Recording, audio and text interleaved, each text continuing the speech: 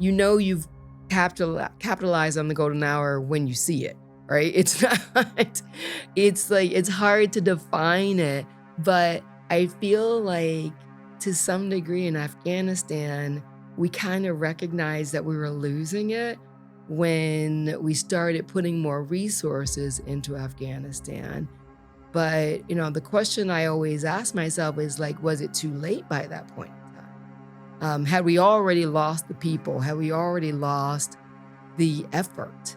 And it's hard to say yes.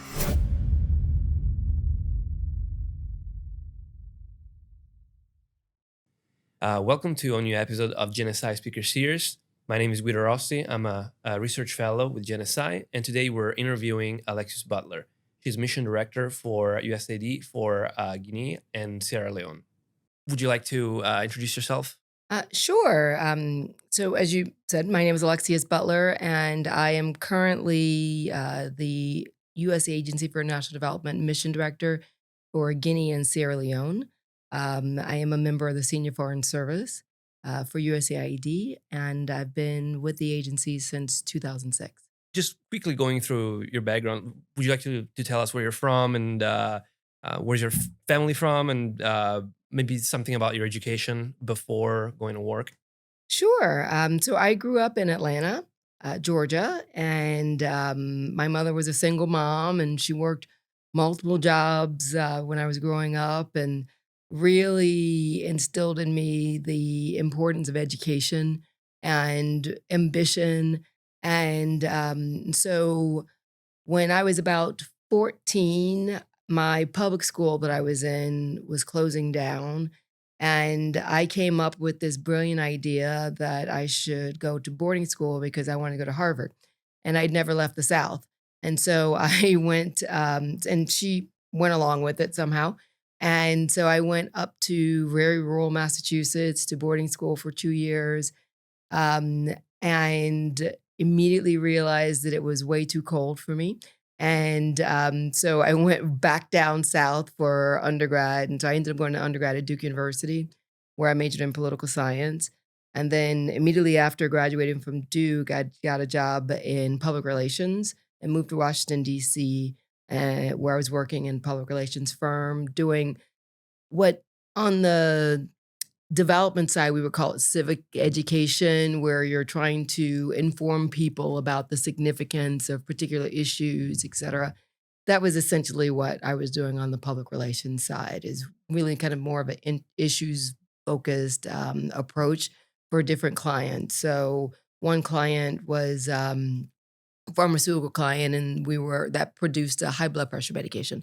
And so we would go out and we would do educational sessions for people for different groups that were suffering from high blood pressure on, what you can do to address your high blood pressure in addition to medication and things like that.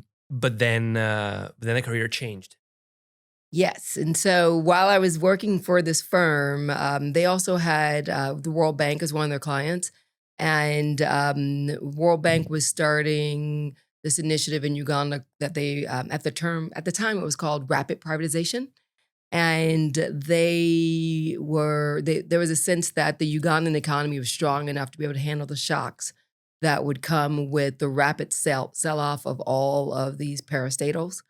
And my job was to educate the public on what privatization was, what the parastatals were that were being auctioned off, how much they were sold for, just to try to increase transparency across the board about the process. And that was my first time going ever to a developing country. I had traveled to Europe before, but this was very different experience, and I absolutely loved it. It was also my first time really becoming aware that there was a career in this realm called international development. And so I pretty much embarked on the goal to try to figure out how to get into that career after that experience in Uganda. And I was there for almost a year. And then the project ended up closing down because it wasn't going as well as anyone had hoped. And then I went to grad school and started really focusing on, like I said, getting into the field of international development. So where did you go for grad school? I went to Georgia Tech, the Sam Nunn School of International Affairs in Atlanta. While I was there, I also started working at the Carter Center, really just kind of confirmed to myself that this was a career that I wanted to get into. And I started out working in their Global Development Initiative, where we're working with developing countries to pull together a plan for their own national development. And then I moved over to the conflict resolution program, and that's when I had an opportunity to go back to Uganda, and to work up in some very interesting and rural parts in Uganda, up in the north and along the border with what at the time was still Sudan, southern Sudan. But there was the Lord's Resistance Army was very active in that region at the time, and the people in the region had not really had a voice, about what was going on or how they saw the conflict. They were just kind of in between the government and the LRA. And so the Carter Center's program was designed to try to get the input of those people in identifying what opportunities they saw for long-term peace in their community were. And is that and after that, is that when you went to the U.S. Army War College for your? Oh, no. So I didn't go to the War College until, after I'd started USAID. So after, working at the Carter Center, I then got a job. I started mostly working, on the NGO side. I honestly didn't I never it never really occurred to me to work for the US government. And, I loved working with civil society groups, and I loved working with the individuals that were doing the work. And so I really, started. I was working with an organization called National Endowment for Democracy, Mhm. and I was in the Africa section, and I would go out and, I covered Nigeria as an example. And so my goal was to go out and identify these small groups that were out there that were doing really good work in their communities, but they just needed a little bit of funding to really be able to kind of get more organized and to really expand the reach that they had. For me, I really wanted to be overseas, and I wanted to be based in the country. I kind of wanted to go back to what I'd been doing in Uganda. And so then I moved over to National Democratic Institute, and I would say I was there for maybe a few months before they sent and packed me up and sent me off to Nairobi. And then I ended up spending basically the next 4 years overseas, between working in Nairobi, where we were doing political party strengthening, as well as women running for office or engaging in politics. And then, I opened up the office for NDI in Uganda, and that program included some work with women MPs. It also focused on going back to the northern part of Uganda to, ensure that they had a voice in the election that was coming up, because a lot of the issues I had seen from the time that I'd been at the Carter Center hadn't really been addressed, and so there was a lot of needs up there as far as, like, political participation. And that they knew that there was an election, and what the process was to vote and where the voting stations were, like some of those very basic things that we often take for granted in our country when it comes to election time. A lot of individuals don't have that kind of information, and so that was part of what the program was there. And then from there, I joined USAID, and that was in 2006. And I was there and then I started working in the Africa Bureau as a democracy and governance specialist. I believe that was my title at the time. And I was doing some things that I had never actually done before. And I say that because I really took for granted that I thought I understood USAID before I joined USAID, and I did not. The depth and the breadth of USAID's work was well beyond what I had imagined. And keep in mind that my program in Uganda was funded by USAID, partially by NED, but also by mostly by USAID. And so I just really knew my side of it, right? But when I joined USAID, I mean, I was learning a lot. I was doing trafficking persons, I was doing anti-corruption. I was also doing something that had been framed as mainstreaming democracy, which was really the idea that you take the concepts of democratic participation and transparency and you apply it across the board. So if you have a health program, you focus on increasing transparency in that program so that everybody knows this number or this number amount of commodities or medications was delivered to this clinic on this day. These are the days that the doctor is supposed to be here. If you have a complaint, this is who you go to. This is who your local representative is. This is where, if you get into trouble or something, this is the clerk's office that you need to go to. Those types of things, right? Like when it comes to mainstreaming. So that was the concept at the time. It's kind of fallen. It's no longer part of like our lexicon anymore within the agency, or I would say within the democracy and governance field, just because, in my opinion, democracy and governance work, which is the thing that I love doing and that I joined, that I had been spending most of my career doing, is really foundational to a lot of the work that happens on a development side. Because if you don't have good governance, then almost everything that happens is going to be wasted, or it's just going to be much more challenging to do to do any of the things that we're trying to do. So if you're working on the environment, you still need governance in order to do that. If you're building private sector businesses, you still need some level of governance in order to do that. Um, and transparency, and people need to be informed. And so that was my first job with USAID, and that was in Washington. And then I got that bug to go back overseas. And so at that time, Afghanistan positions were Afghanistan and Iraq were the positions that were most available. And so I ended up going to Afghanistan, and that was in 2007.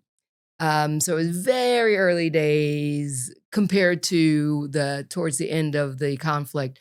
Things were very different in Kabul at the time. I got a chance to go to a lot of different places all over the country and really kind of interact with just regular Afghans and really hear from them, what their challenges were. And I was focused, my work there was focused on, again, democracy and governance, again, also elections and political processes. But I was always curious about, what do people think about what should be happening in their country, and really hearing from them what those things were. And so, we were able to go to restaurants and people's houses, and you got to meet their kids, and it was very hopeful period. And it seemed that things were heading in a very different direction from where they ended up, from my perception. And then after and that we did interact with the US military quite a lot. I mean, the coalition forces, I should say, that were there. um, but from an elections perspective, a lot of what we were doing was more on the logistics side when it came to engaging with the military. So you would have, we were planning, what does it actually look like, or what is the process to get these ballot boxes and ballot papers and all the things that go into voting from this point to this maybe very small village up in the mountains that only has a donkey path to get to it.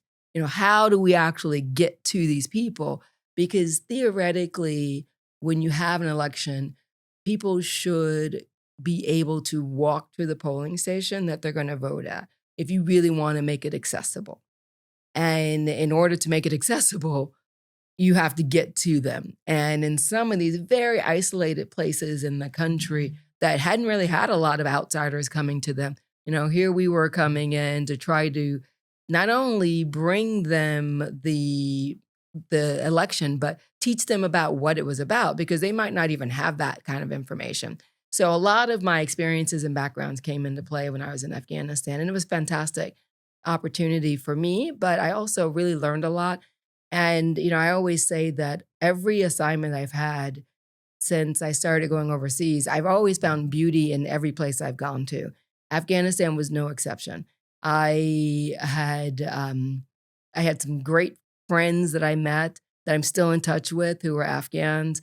There was oftentimes when you get up in the morning and you see the snow on the mountains and it's just a really lovely crisp day in Kabul.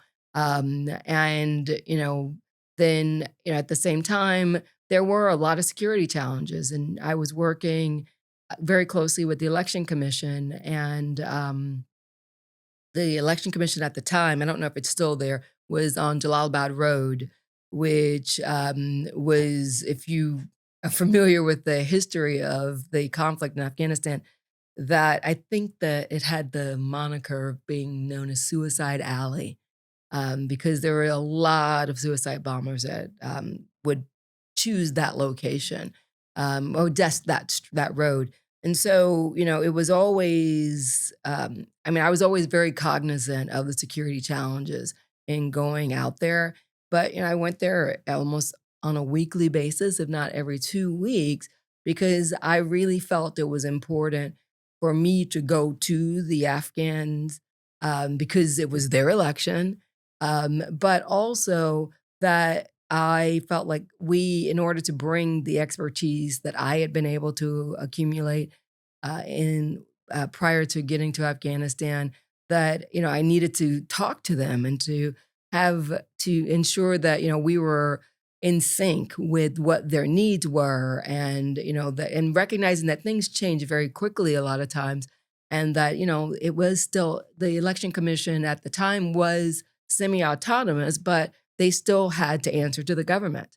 And, just because we had a conversation about, a particular logistics plan or how they were going to, the plan for procuring the ballots, or even sometimes what the ballots would look like, that may have changed since our last conversation because someone within the government might have disagreed with their assessment. And so I went out there almost on a regular basis, and I feel like they appreciated that approach. And because a lot of times coming into a U.S. embassy can be really intimidating.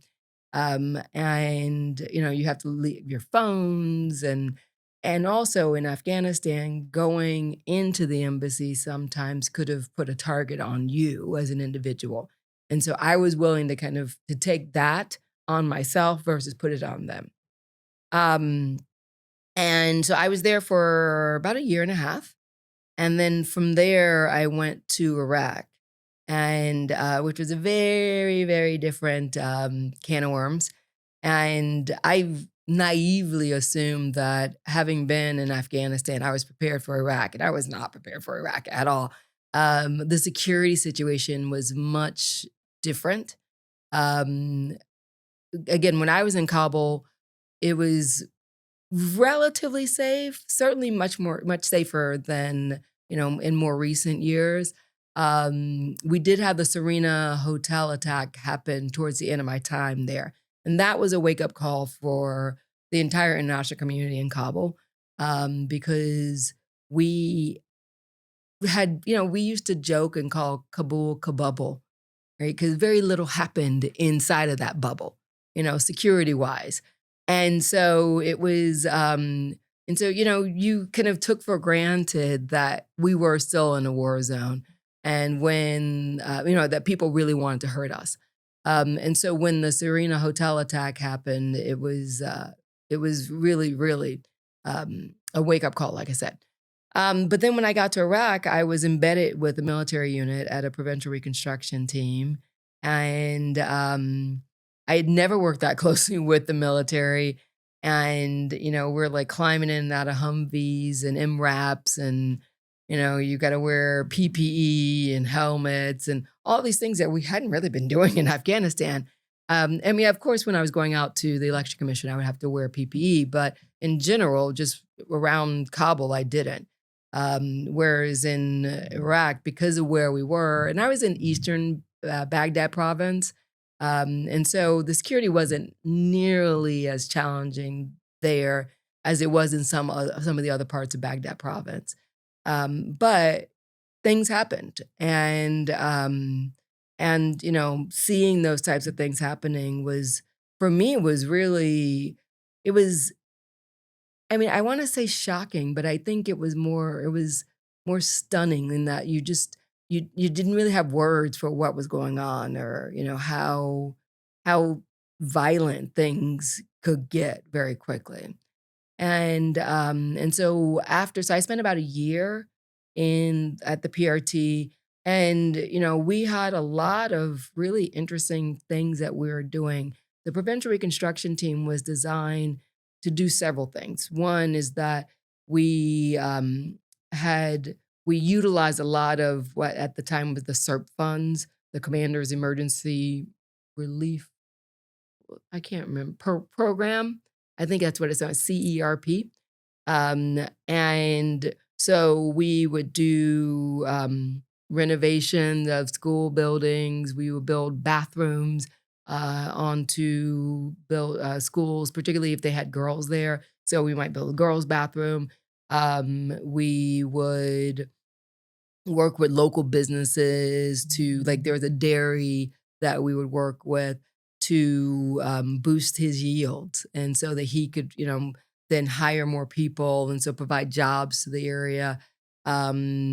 We One of the things that came in were a lot of these water purification units that have become quite well known for in Iraq, primarily because at least in the area that I was working in, the water purification units were not necessarily being used in the way they had actually been intended. These were supposed to take salt water and turn it into drinking water, make it potable, and the or not necessarily salt water, but remove all impurities, so you could drink the water even from like a dirty well type of thing. And so, we went around like there have been a bunch that were delivered to our AOR, and but nobody had really checked on see what was happening with them. And so, my team and I, we went around and we tracked them down, or the ones we could track down, to see how they were being used. And most of them weren't, but some, I mean, there were different things. One was in a closet, a room that somebody had locked up because the local community didn't know what to do with it. And, because it kind of just showed up one day. Another one, it had kind of been pilfered for parts. Another one was being used, and we only found one that was actually being used the way it should have been used, but they were charging for people to use it. However, the money that they were charging went to pay the guy who did the upkeep and the management of it. And so it was not a bad plan, right? I mean, there were people that were complaining that, oh, it's too much that they're charging, et cetera. But you're like, oh, okay. I mean, it's a model. But for the most part, what we found were the ones that weren't necessarily being utilized. And this was right before there was a plan, I think, to send a bunch more of them out there under the CERP program. And so that's kind of what our goal was at the PRT was really, to go out and get a sense of what was going on in the community, identify opportunities where the U.S. via the military unit there could support the community stabilization and development. And so it was a nice overlap, I think, between the work that I had done and what technically or typically the DoD will be doing in these areas. And so the second year, I then moved into the green zone and kind of went back to my roots doing elections work and civil society development. And, that was different in the Iraq setting because, they had a lot of resources available, whereas my previous election commissions had zero resources. And, then there was a decision made by the Iraqi government to do overseas voting. And the decision came, I want to say maybe 2.5 months before the election date. And this was a US priority to support this. And so, had to come up with a plan in order to help that, to make sure that happened. And so, what are the rules and who can vote? And, how can we help the election commission ensure that this process is transparent and accessible? And I think I can't remember how many countries it was in. I wanna say close to 10. So it was, like US and different countries in Europe, other countries in the Middle East were included in that. So basically, wherever you had larger groups of Iraqi diaspora, so that they could go and vote. And so that was Iraq, and so that was when was that? I think I left Iraq in 2010. And then I kind of went back to my other, USA jobs and went to Bangladesh and South Sudan in Haiti for 4 years. And then after Haiti, and now I'm getting back to your original question, which I totally forgot. After Haiti is when I went to the War College. And that was so I went to US Army War College in Carlisle, Pennsylvania.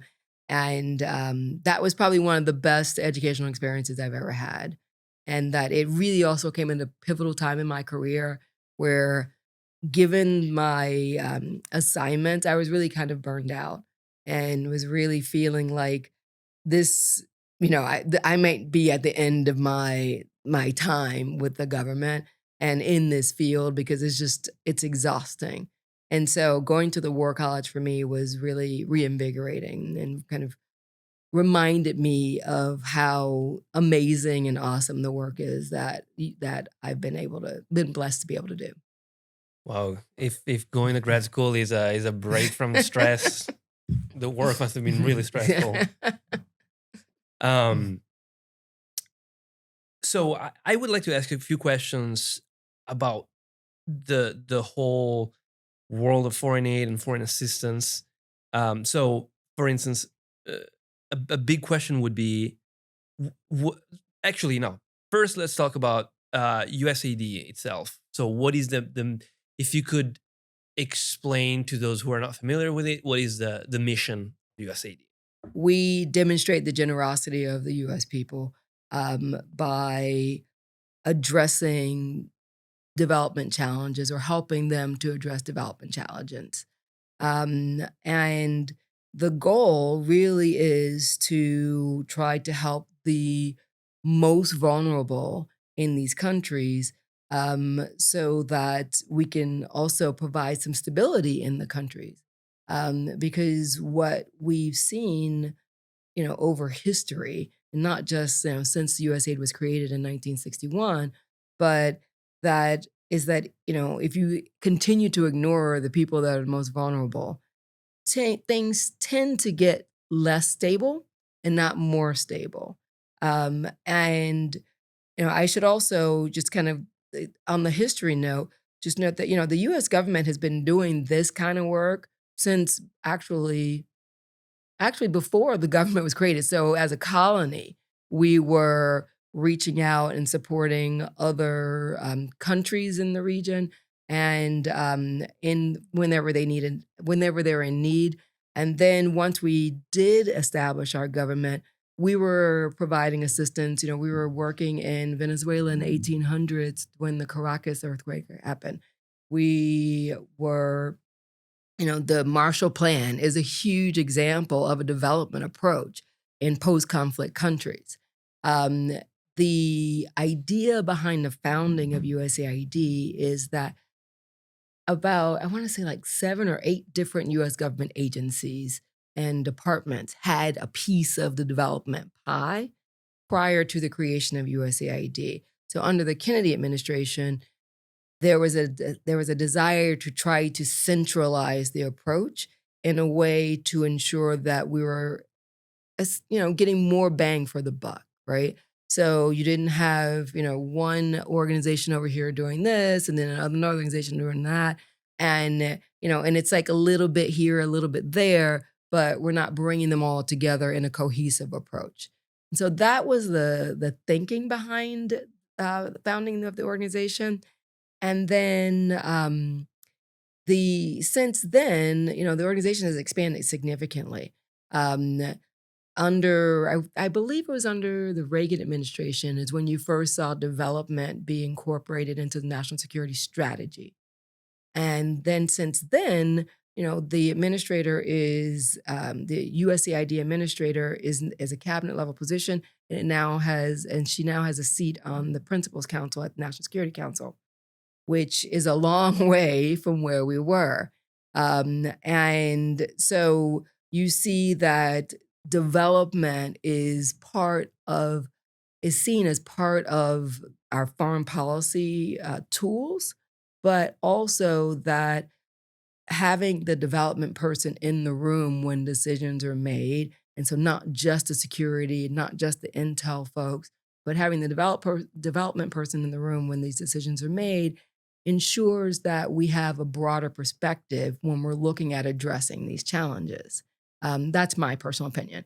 Um, and so as far as, our goal, we work in about 80 countries around the world, and we, as I said, are there to try to ensure that the most vulnerable have a voice from the democracy and governance side, but also, we're providing healthcare, we provide humanitarian assistance, we work with entrepreneurs, we do education programs, and and then, I mentioned trafficking persons.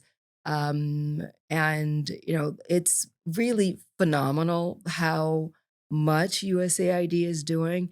And I always like to remind people, because generally the amount of money that goes to USAID comes up. And that, our budget is less than 1% of the national budget. And so it's a small amount of money. I mean, okay, it's a large amount of money. Don't get me wrong. It is definitely way more money than I will probably ever see in my lifetime. But at the same time, as part of the bigger pie, it's a very small sliver. And we are able to accomplish a lot with that money. The work that we've done on the HIV/AIDS front has saved hundreds of thousands of lives. We implement the president's malaria initiative currently. We are doing, I recently went out and met with a women's farming cooperative that we sent her to a training in the US, in 2000.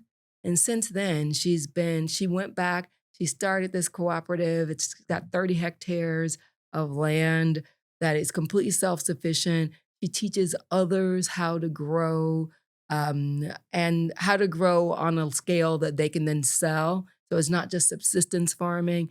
Her daughter has since started a fruit juice company that she also employs people. And so it's making themselves more self-sufficient. And so at this point, I'm sure they could do with more support if needed. But at the same time, they're making a huge impact on their community just from one training 24 years ago. And those kind of stories are the ones that I think don't get told often enough about what USA does in the world and why we're doing it. Because this woman and her family, they will forever remember that this is the US government that has done this for them. And that has made such an impact on their lives. And and then they tell the story to others that this is what the US government has done for them. And so we get a lot as a US government, we get a lot out of the work that USAID does, even if we don't do such a great job of kind of reporting that back. Mm. So, so what would you say that it's the role of foreign assistance, foreign development, foreign aid within larger foreign policy, at least for the U.S.? I mean, I think the role of it is, it's just one of those tools in the dime toolbox, right? And so, I've seen dime spelled out multiple ways, and so some will say diplomacy and development. When I was at the War College, they put development under the E, under economics, because there's money usually that comes along with it. But it's a tool for sure of the U.S. government, and I think that it's important for people to know that we are part of the US government and that we do implement programs. We are the implementers of foreign policy in the countries that we are in. We're not in every country. And so the countries that we're in, though, those individuals tend to have a huge amount of awareness and respect for the work that we do and recognize that in a lot of these places, if USAID wasn't there, nobody would be. And it's unfortunate that that's the way it is, but it gives the US government a significant role in those countries. But it also gives us, I think it gives us the ability, as I said before, to demonstrate the generosity of the American people, because we're providing grants. We're not doing loans. We're not necessarily expecting that it get paid back to us. But we are expecting that, there'll be results. And unfortunately, sometimes those results take a long time. You know, had I gone to visit this woman 15 years ago, would I have seen these kind of results that I was mentioning about the farming cooperative? Probably not. But it's good to go back and revisit these programs and these projects because oftentimes you will meet people that will say these types of things.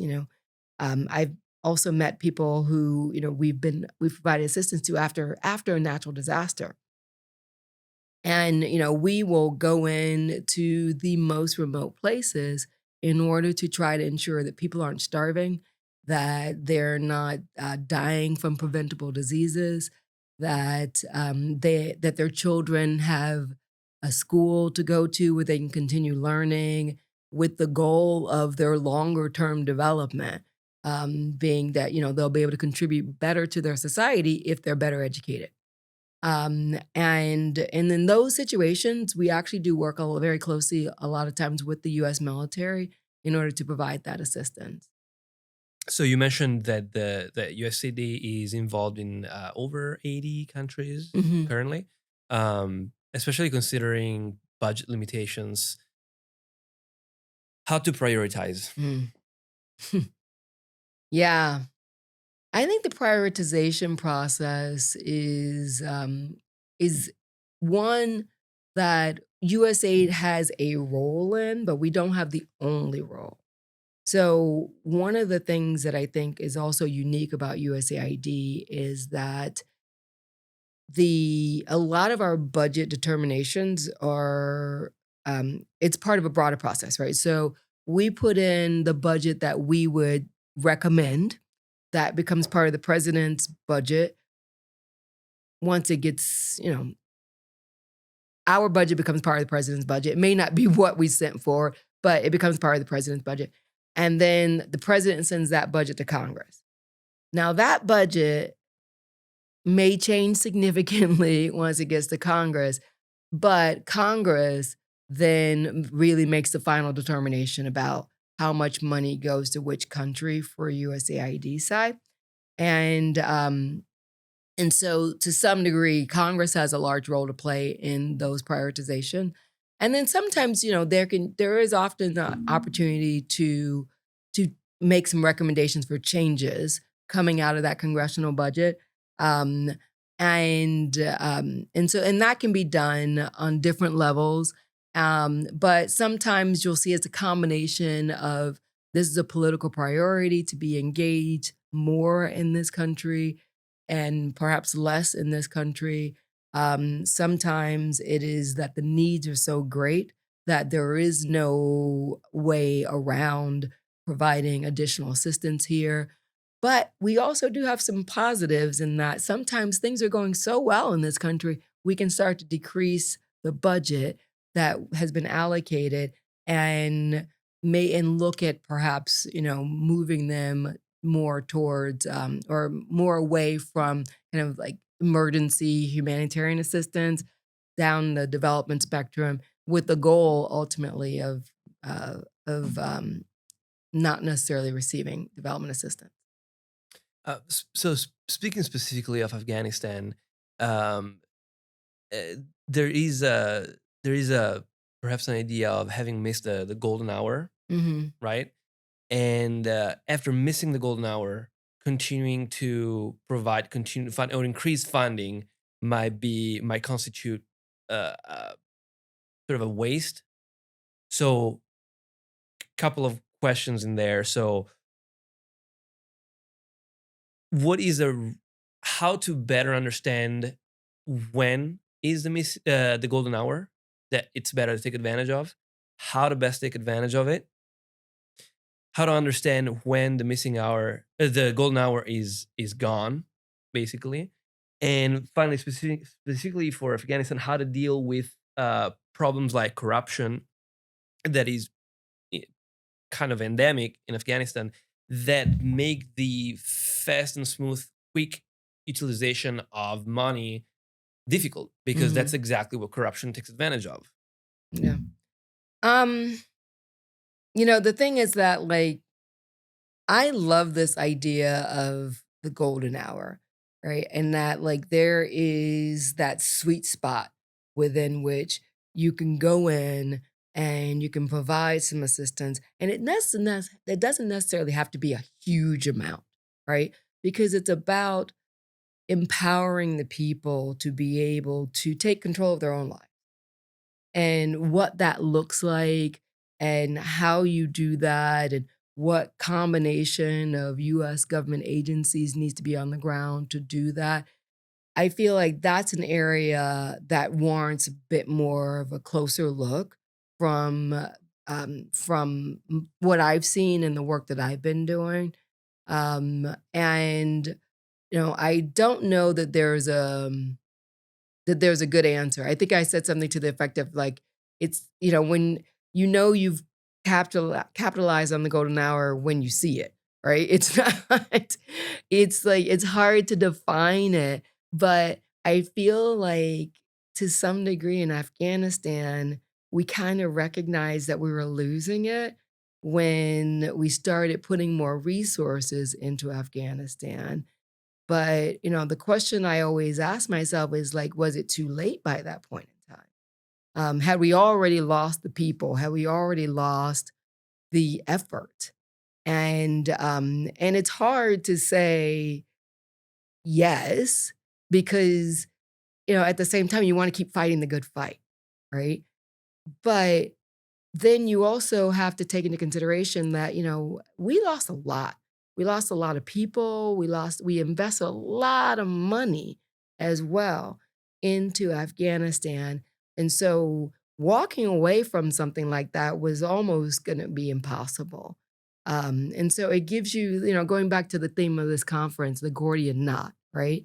Like it's not just about the components, it's also about how they're put together and when they're put together, and I feel like that's an area that we haven't been able to really to master.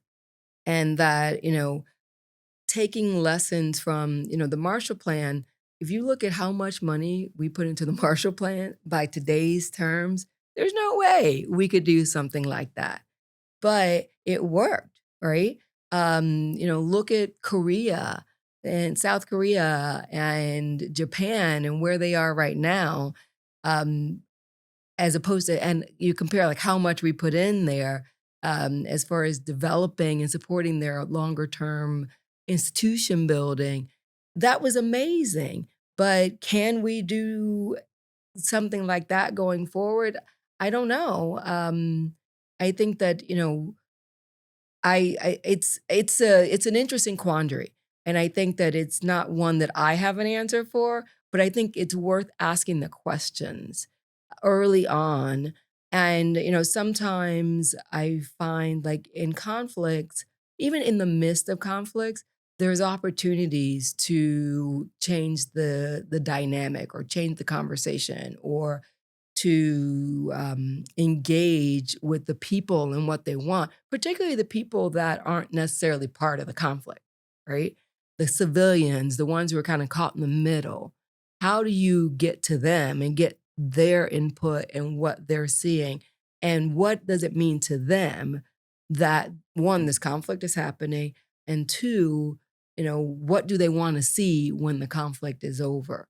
And so the question is a good question. I don't have an answer to it, but I think that it would, for me, I'm fascinated by the topic itself. And so Spike Stevens is James Stevenson, I think is his full name.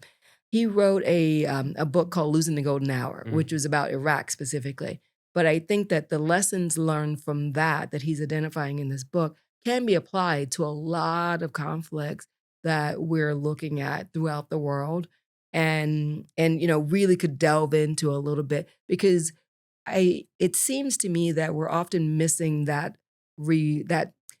the hot wash or the review of the early days, right? And how, not necessarily how we got here, but what we're doing here and how we're doing that work, and is that the right, are we on the right path? And how do we know we're on the right path?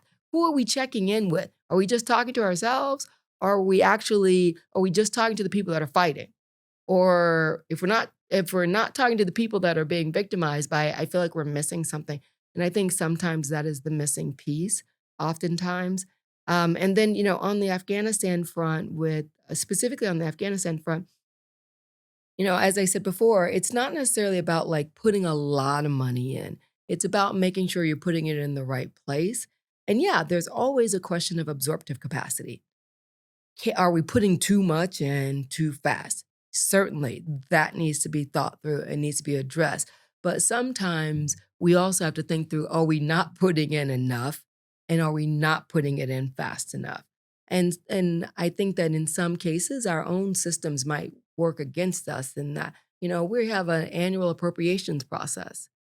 And we did start doing supplemental budgeting, but that was new under Afghanistan, I think is when we first started doing supplemental budgets.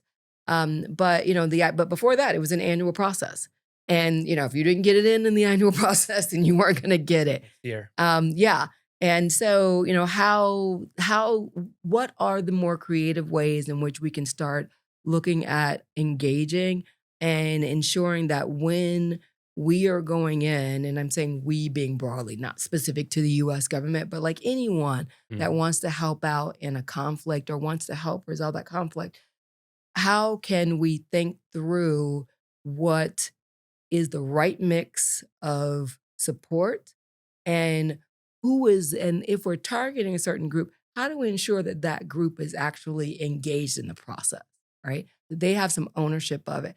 Because I feel like sometimes that's what's missing, is that ownership, and that we can inadvertently create this development dependency that then they're constantly looking to outside forces or outside individuals to help address the problems and the challenges that they have, when oftentimes they used to be able to do this themselves. So how do we reinforce that, right? How do we get them being the victims of whatever conflict we're talking about? How do we get those individuals to see themselves, maybe not see themselves as victims, maybe see themselves as survivors, right? And take an empowered stance in what those next steps are going to be. But recognizing that in the midst of the conflict, you may not be able to have that level of, deep thoughts that you can apply to it because you're just focusing on getting through the day. And endemic corruption, it's something we struggle with in even in this country. It's not, you turn on the news and you regularly see people that are going to trial for stealing this, or, there was a whole thing around the COVID money and all kinds of things that are happening. And so we're not immune to those types of issues. Um, USAID does have a lot of systems put in place to try to reduce the likelihood of corruption happening. Not saying that it was 100% foolproof, but there are fewer incidences, I would say, from our side. I think that other donors that go in may not necessarily have the same approach. And so sometimes what you'll see when people are talking about corruption is not necessarily corruption from, the funding that we're putting in. It might be corruption from another donor or from a multilateral organization that they're struggling with. And sometimes, maybe giving money to the government is just not going to be feasible because they don't have systems in place that would prevent that from happening. And so those calculations from our side, being USAID, tend to be taken into consideration early on. Um, but that golden hour component, I really think, is one that would warrant some more academic approach. So would maybe better monitoring of the whole process be a possible partial solution? I think that, one of the things I love is something that's called, oh, what is it called? It's like monitoring, evaluation, and learning, Right. right? But making sure that you take what you learn and actually adjust the program, right? So it's not just, oh, these are our lessons learned and they sit over here, right? That you take those lessons learned and you adjust the program to ensure that that's incorporated in there. And I'll be honest, like I think it's really hard to do that Hmm. because a lot of times, things will be on that track and it's hard to change that train and to get it to move to the right or get it to move to the left. And, or, it's been already an investment for this many number of years. And if we just keep trying harder, then Hmm. it's going to work. The risk tolerance for those things is surprisingly high in that, making those adjustments and I think a lot of times human nature is just one like, well, I'm just gonna keep trying it. And eventually it's gonna work. And so that makes it challenging as well to be able to make those adjustments, right? To how we're approaching things and how we're looking at the problem set that's in front of Absolutely. Well, thank you so us. much. Thank you so much, Alex. Sure, thank It you. was a pleasure. Thank you so much for watching, and thank you, Alexis Butler, for this interview. My name is Guido Rossi, Research Fellow with GNSI. Stay tuned in for the next episode in the GNSI Speaker Series.